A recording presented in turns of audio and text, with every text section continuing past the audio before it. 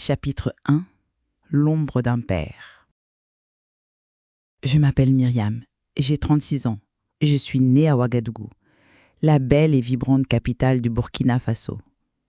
Mon histoire, comme tant d'autres, commence dans une famille au contour complexe, une famille que le destin a façonnée à coups de joie et de silence, de liens et de manque. Mon père s'appelait Jean. Il est parti trop tôt. J'avais 9 ans.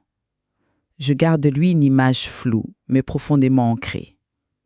Jean, c'était un homme à femme.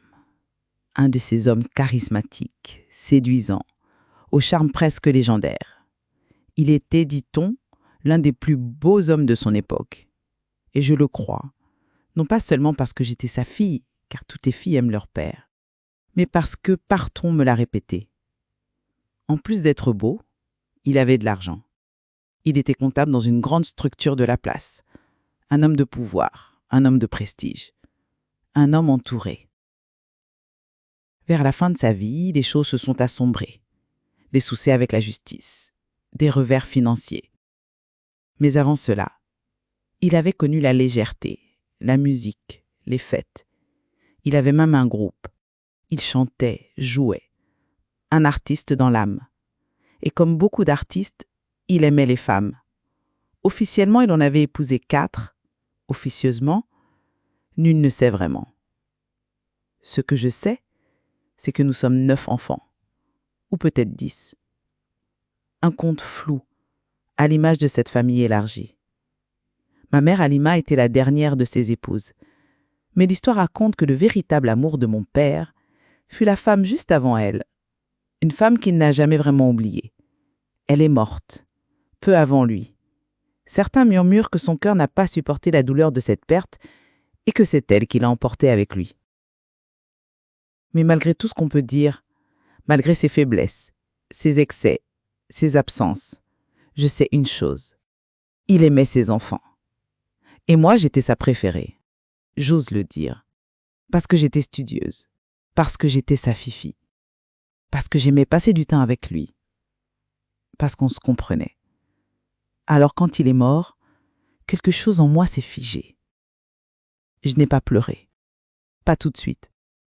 Je me suis enfermée dans un silence que personne ne savait nommer.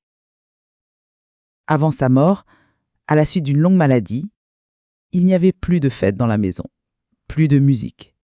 Mon père était gravement malade, affaibli, épuisé. Les années alors joyeuses s'étaient éclipsées. Ce jour-là, je suis rentrée de l'école et j'ai vu la cour remplie, une agitation inhabituelle.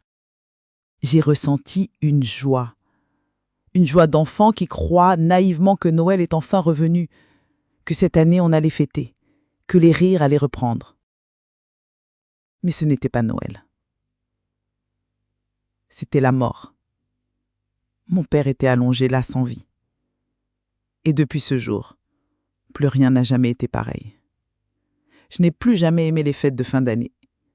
Elles m'oppressent, m'enferment, me vident. Pendant que les autres s'enthousiasment à l'idée de s'habiller, de se tresser et de cuisiner, moi je m'enferme. Je m'efface, je m'isole. Noël pour moi, c'est une plaie ouverte. Après sa mort, la vie a continué, comme elle le fait toujours. Pour tout le monde, sauf pour l'enfant que j'étais. Je ne me suis jamais vraiment remise. Déjà introvertie, je me suis murée encore davantage dans le silence. Et parfois, je m'inventais des histoires. Je rêvais que mon père n'était pas vraiment mort, que je le croiserais un jour au coin d'une rue, qui me dirait qu'il avait fui quelque chose, mais qu'il revenait.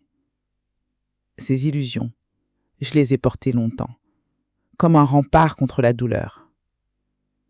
Mais la vérité est là. Il est mort ce 23 décembre. Et depuis, ma vie a basculé. Je suis convaincue que si mon père était resté, j'aurais été une autre Myriam, une femme plus forte, plus assurée. J'aurais évité certains choix, surtout en amour. J'aurais dit non, j'aurais choisi mieux. J'aurais été guidée. Mais il n'était pas là. Et moi, je me suis construite sur son absence.